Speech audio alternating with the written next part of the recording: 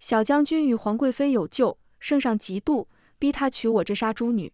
成婚夜，他淡漠地来和离书，我心另有所属。你若想走，随时可以。我并无不悦，默默点头，将那张纸压进装匣最底处。后宅安逸，公婆开明，为何要走？他追他的白月光，我走我的凡尘路。本以为能相安无事度一生，直到他战败的消息突然传来。圣旨说50斩首，我挤在人群里，看见他面如土色，被押出了宫门。大家好，欢迎收看达达听书。3日前，我夫君霍林因战败被皇帝召进金銮殿审问。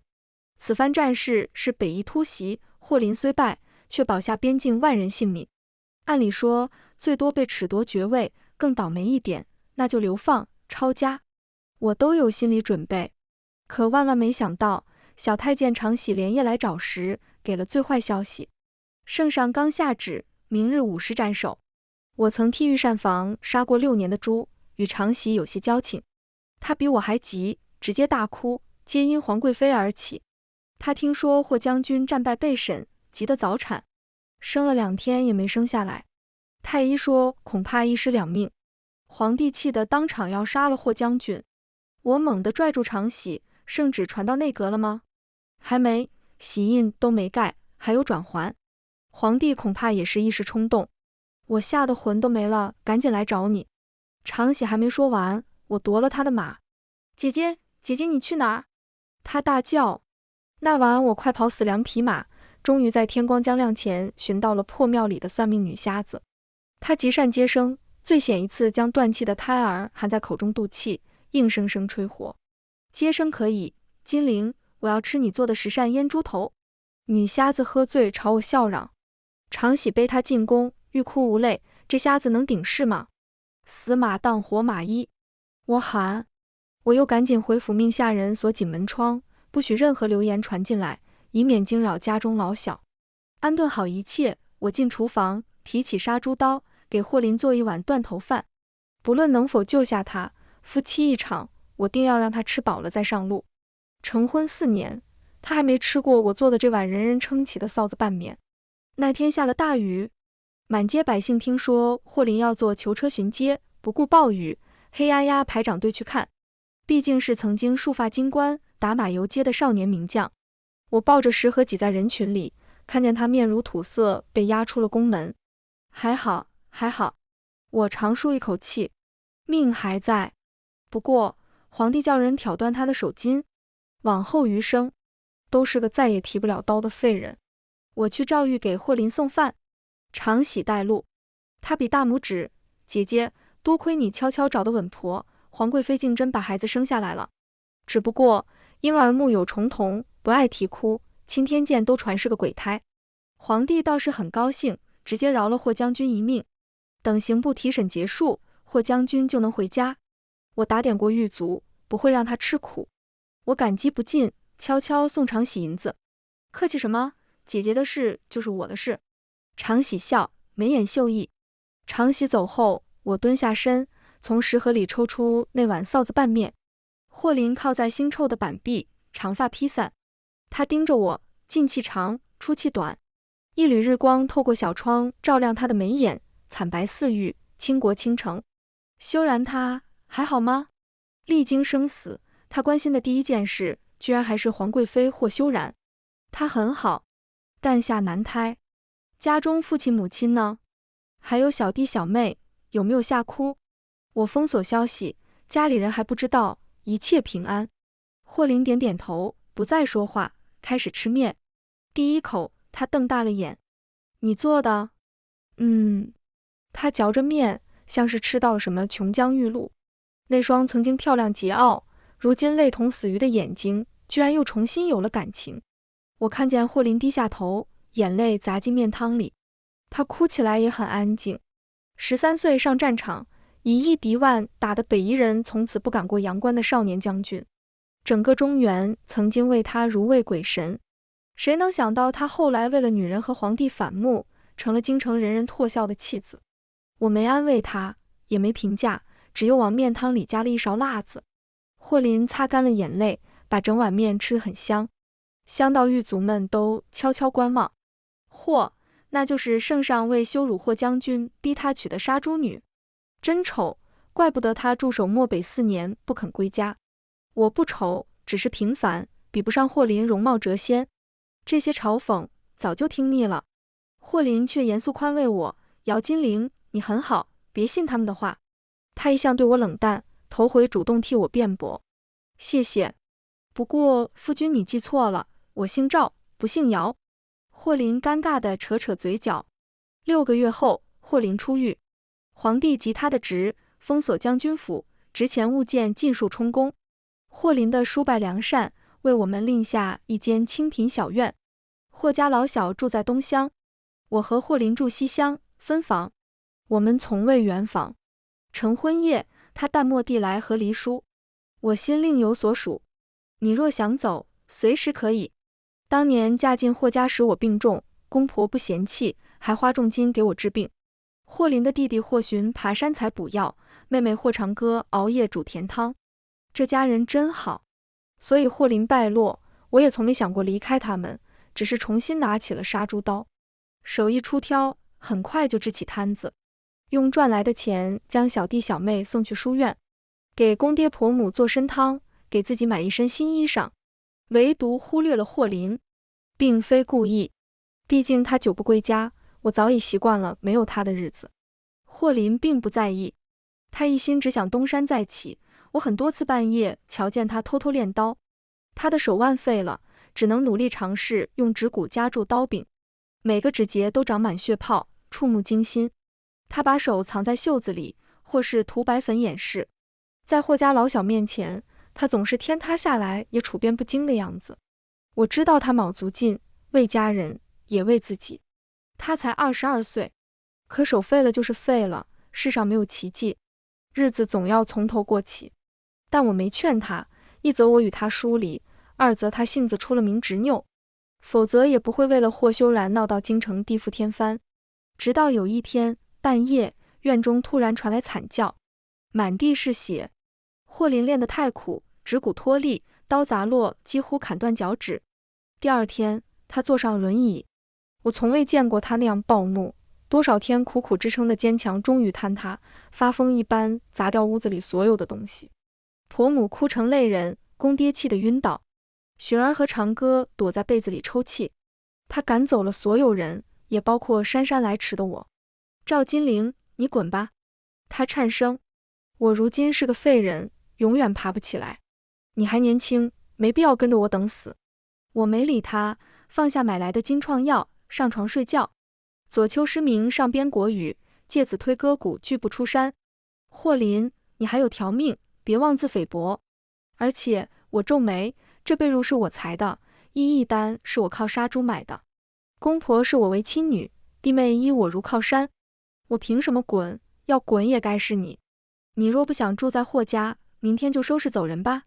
霍林呆若木鸡。数日后，霍林垂眼说要和我一起去菜市之摊。我虽不会杀猪，但能帮你算账，还能为你煮茶买饭。我不知道他为何这么快就想通了。不过公婆和雪儿长歌都很高兴。往日公爹帮我煮凉茶，婆母为我备午膳，之后便都由霍林来做。他扎着高高的马尾，眉角带疤，耳垂夹着压色瘦骨钉，坐轮椅行在市井陋巷，也引得好多女孩跟着瞧。我兀自磨刀，只装作没看见。霍林帮我记账，心细如发。他翻我以前的账簿，惊讶于我的字，笔笔遒劲，一走龙蛇。你练过金错刀？金错刀是最出名的字体。不光练过，以前还出过碑帖。他进铺子里测，又看见压在稻草垛子后的数幅画，那都是我随手照着画本画给雪儿与长歌解闷的，不值钱。可霍林怔住，我忘了，我单丹青，他也并不晓得。霍林问，这细工画笔要下苦功，能做到寥寥写意便出众。赵金玲，你练了多久？若非今日来铺子，你过往种种，我竟永远也不会知晓。他叹，都不过问，怎会知晓？我还忙着切排骨，摆摆手便走了。过几日，霍林递给我一匹5尺粉子布，他淡淡说，我的纱珠围裙太老旧，要换件新的。我说好。谁知拿不去裁缝铺，裁缝瞥过我粗糙的手，神情讥讽。粉子娇艳，姑娘你不称。霍林站在剑外，打断。赵金玲，别听他。粉子衬你，你很好看。裁缝撇嘴。我盯着铜镜里的自己，笑笑。我晓得。转眼离霍林战败已近1年，日子朴素，却也平稳。寻儿与长歌淘气，笑闹不休。公婆则见年迈，一人一拐棍，坐在树荫下打盹。霍林也养好了脚。夏天多雨，我打伞，他推驴车去京郊送猪。一路泥泞一摔，霍林索性牵着我手腕。我与他靠得近，雨声淅沥，天地潮湿。路过寺庙，小沙弥正让香客抽签，我突然兴起，抽了一支。谁知签文是早生贵子。沙弥大笑，恭喜恭喜，100年好合。我尴尬，霍林亦默然。符签如累赘般被扔回木桶。我摇头，这签真不准。霍林不接话。那晚他却忽然敲门，说3日之后想与我同去玉楼春。玉楼春是京城最大的酒楼，而3日之后恰好是我生辰。我应下。未曾料到3日后的清晨，在摊子口遇见了位久不见面的故人，竟是常喜。他面容如玉，气质成熟，早不复从前微时的天真。所到之处，人人惊惧。9000岁，喧嚷声响。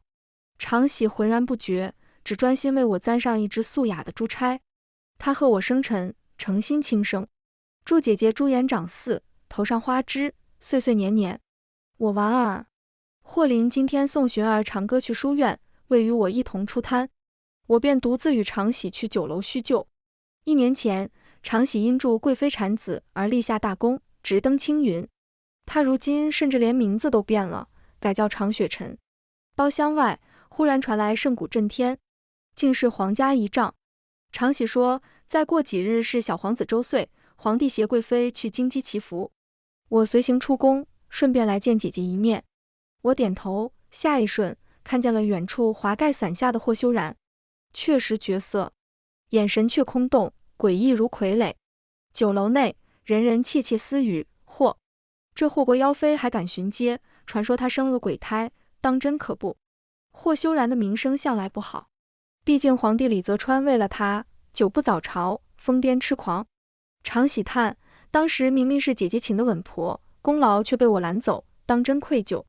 我是霍林内附，圣上本就憎他，故而隐瞒这件事，甚至霍林至今也不知道。无妨。我摇头。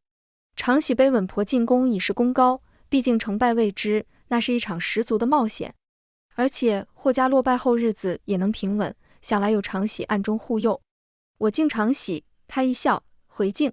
酒过3巡，他讲起宫廷秘辛。贵妃霍修然曾是霍府养女，与霍林青梅竹马，这件事姐姐可知道？说书馆子里都传了多少年，谁人不知？不过鲜少有人知晓，里头其实还有段真假千金的故事。我好奇。常喜眯了眯冷而漂亮的凤眼。当年霍老夫人快临盆时，偶遇山匪，与一孕妇同躲进破庙，各自诞下女婴。不料山匪烧庙，霍家慌忙抱一婴儿逃窜，而那民女及剩下的孩子却烧得尸骨无存，无法确定这活下来的女婴到底是谁所生。霍家良善，索性抚养长大，名为霍修然。不过几年后才查清，那民女与山匪其实是同伙。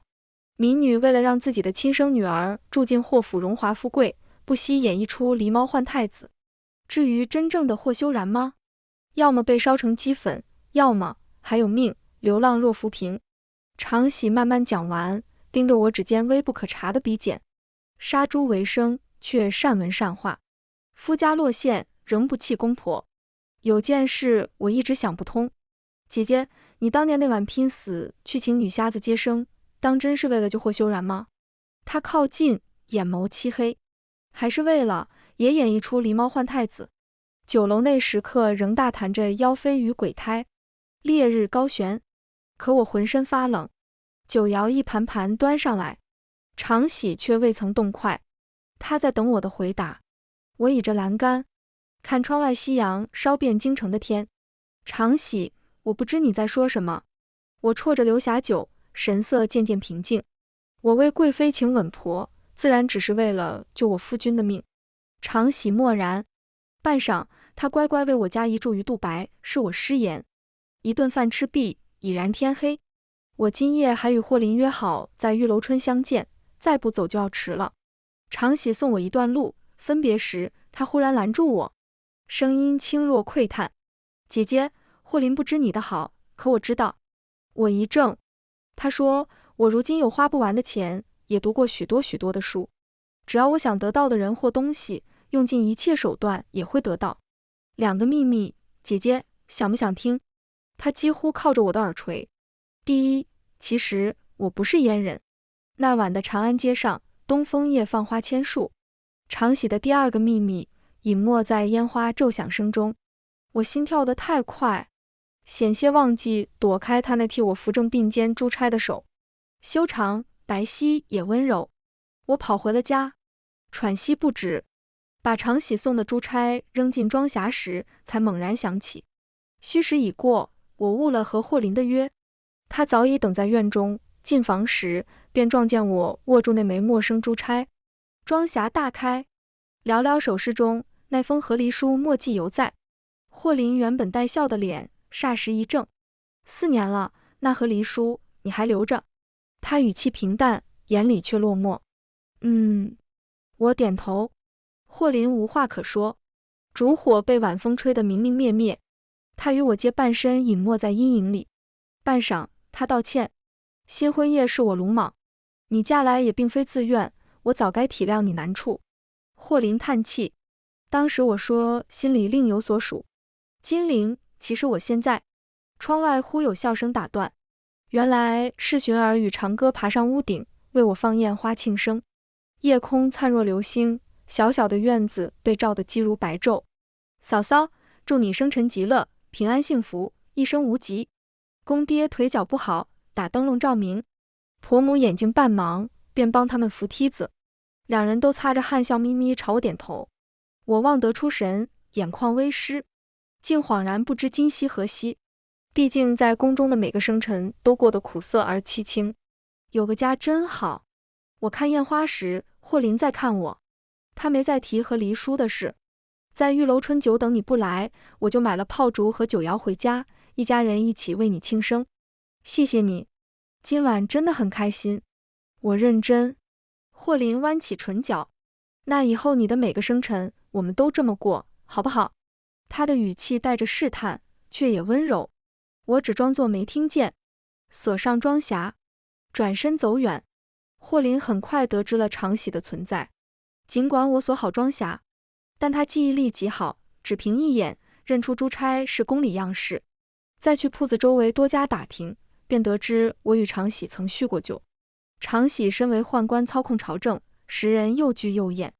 不知哪来的传闻，说常喜最近想娶妻，竟还特地买下一华美宅邸。太监成亲，有名无实，成了笑柄，没人当真。除了霍林，他开始关注我的行踪。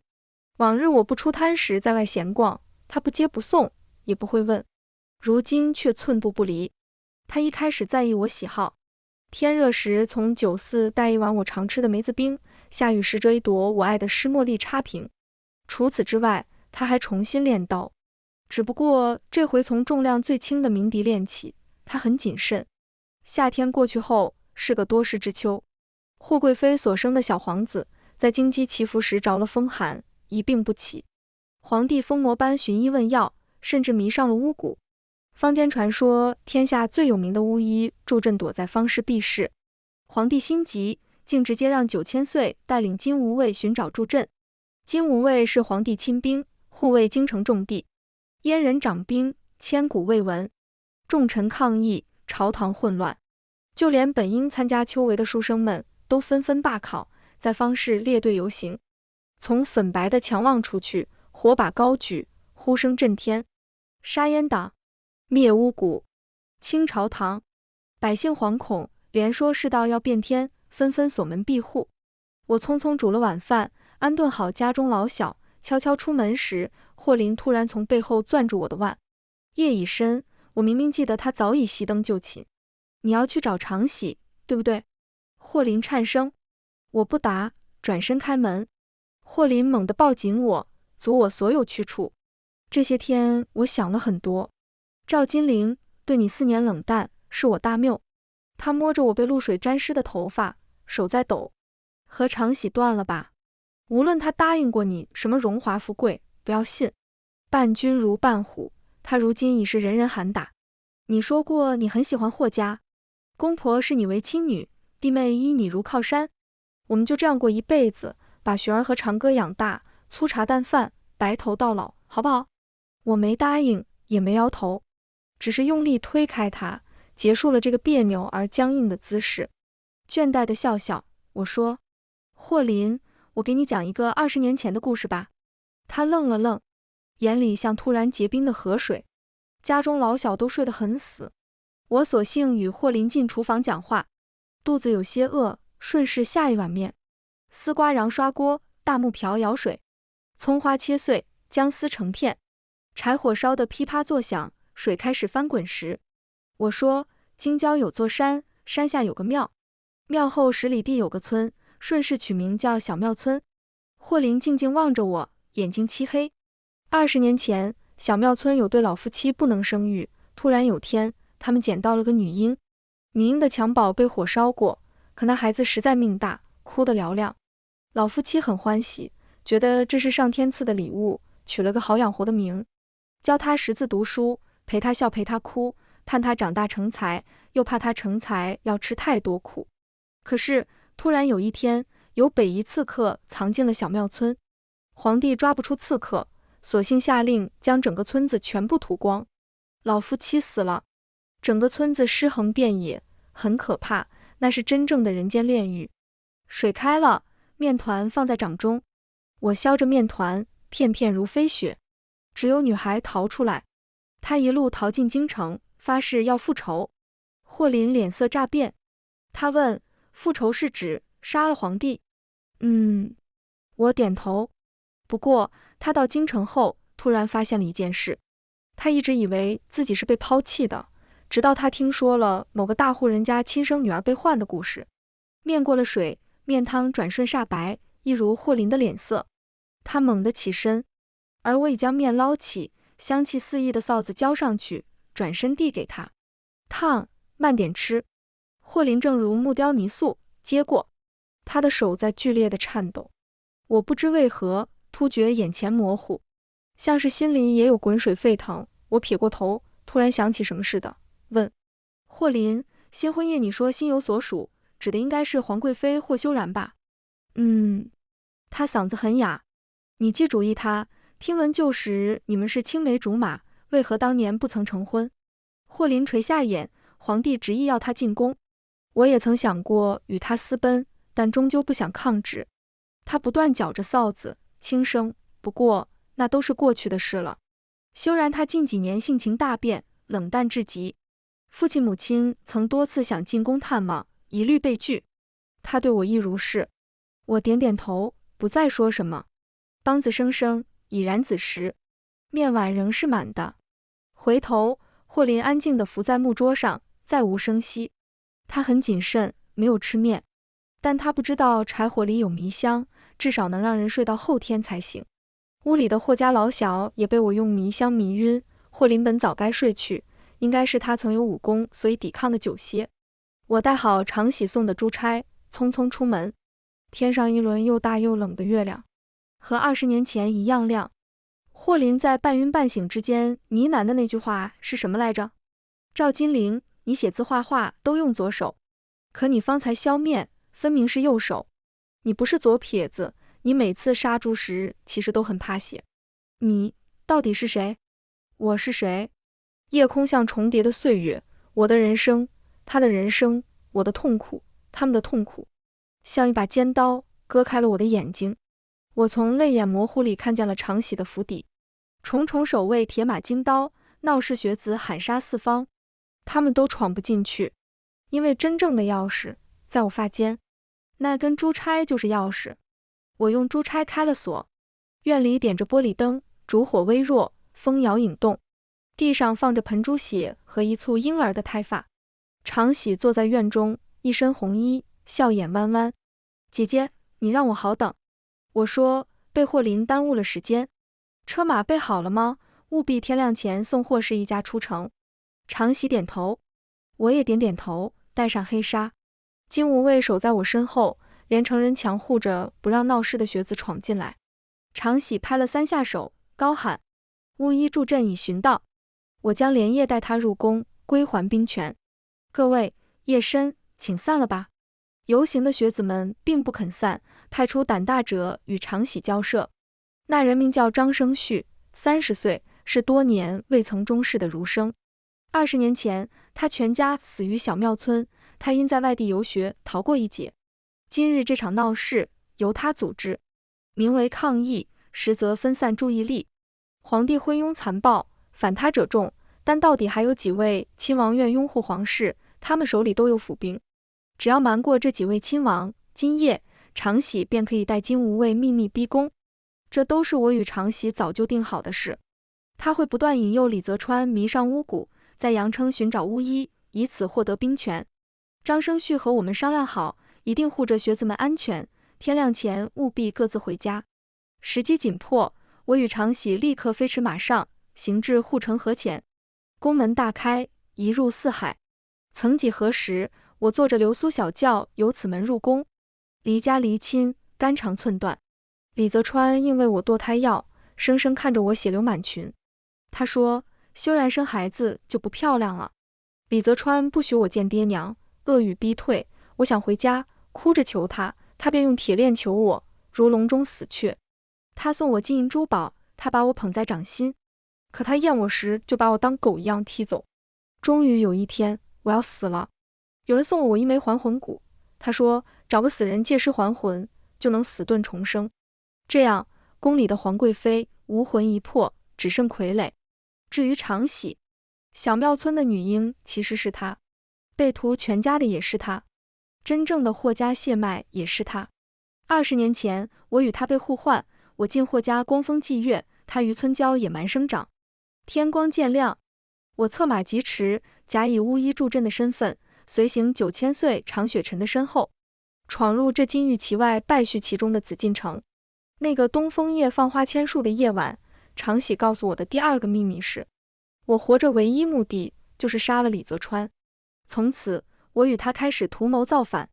命如朝露，我不臣服。大业弥天，共谒金门，逼宫迅速。京城里几位亲王还来不及反，已由张生旭带人持械围剿。李泽川此人暴戾自衰，死到临头，无人相助。常喜脱了阉贼衣服，换上女裙，戎装束发，策马大笑。嫔妃哭逃惶恐。我与他一同进了金銮殿，手持短刃，直取李泽川首级。5年未见，他比我记忆中瘦了许多，瘦如枯骨。常喜将他绑起来，倒吊在龙椅边，一刀刀砸断他的肋骨，割断他的筋脉。他恨李泽川入骨，恨他残暴屠村，害他爹娘惨死，亲友无存。折磨厌了，常喜揉揉肩，去处理前朝的事。李泽川吐血满地，只剩最后一口气。常喜说，姐姐，你了结这件处吧。我点头。李泽川认出了我的脸，赵金玲。我笑着摇头，我不是赵金玲，真正的赵金玲已经病逝，借尸还魂罢了。陛下，你还记得当年曾在这里喂过我堕胎药吗？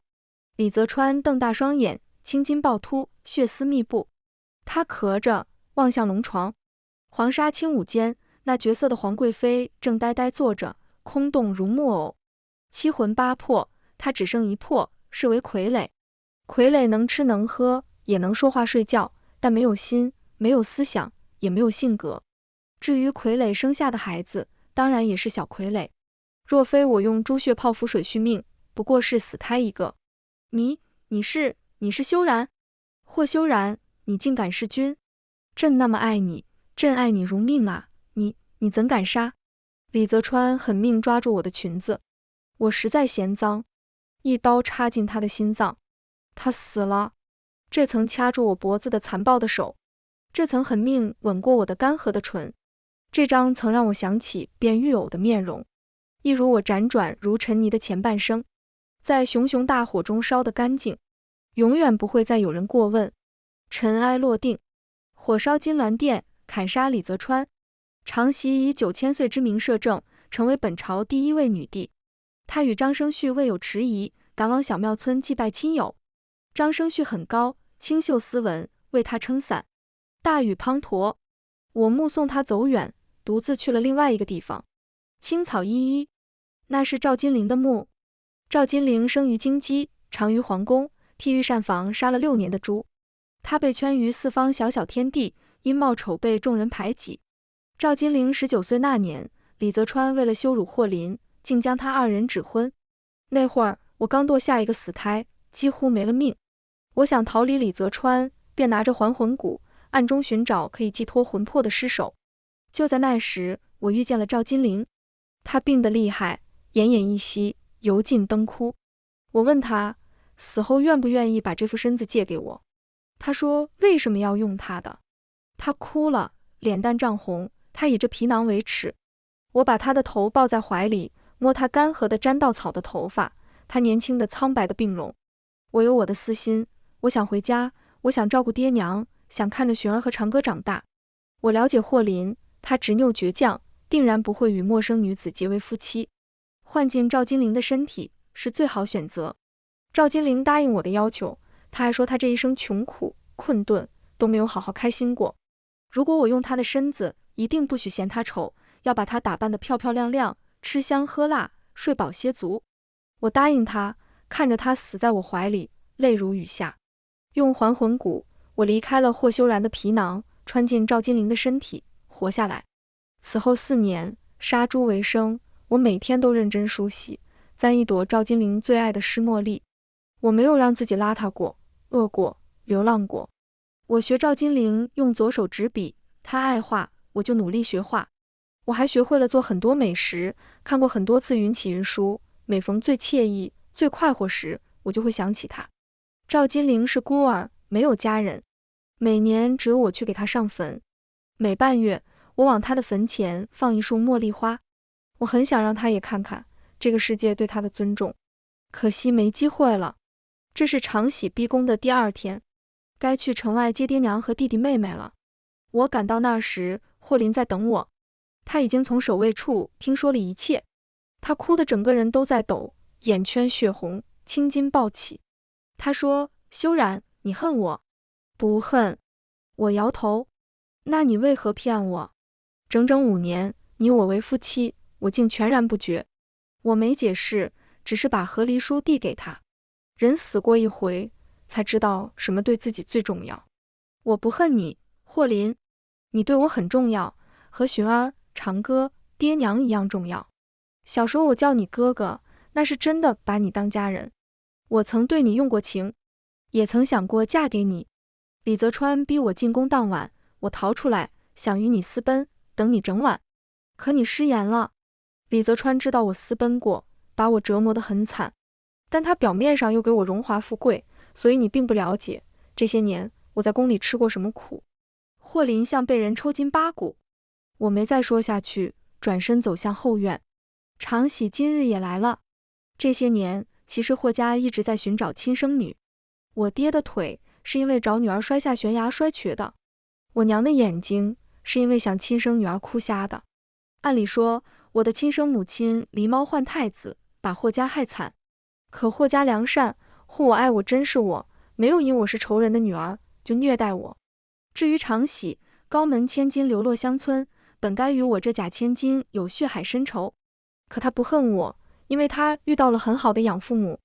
他说过，他不要钱权，他宁愿放弃一切，只要能让小庙村重新有欢声笑语。爱能平山海，填深仇，富江山。巫医祝镇其实是算命女瞎子，也是我亲生母亲的故友。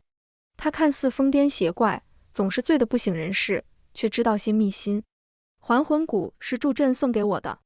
常喜当年本要被烧死在破庙里，也是祝镇救下来的。据祝镇说，我的亲生母亲，那个造成这命途多舛的罪魁祸首，早就病死。常喜与霍家相认，但并没有停留太久。他也是执拗的性子。我此生不会认旁人做父母。我爹娘有且只有一对，便是小庙村的常二牛和孙仙。但霍家二老与我有生恩。姐姐，往后你替我尽孝吧。那是自然。我说，恨虽深刻强烈，可爱能走得更远。我与常喜在烟花灿烂的夜晚彼此确认身份，决定联手杀了共同的仇人李泽川。匪石之心不可转还，恨如今已然消散。这一生我还有很多很多的爱。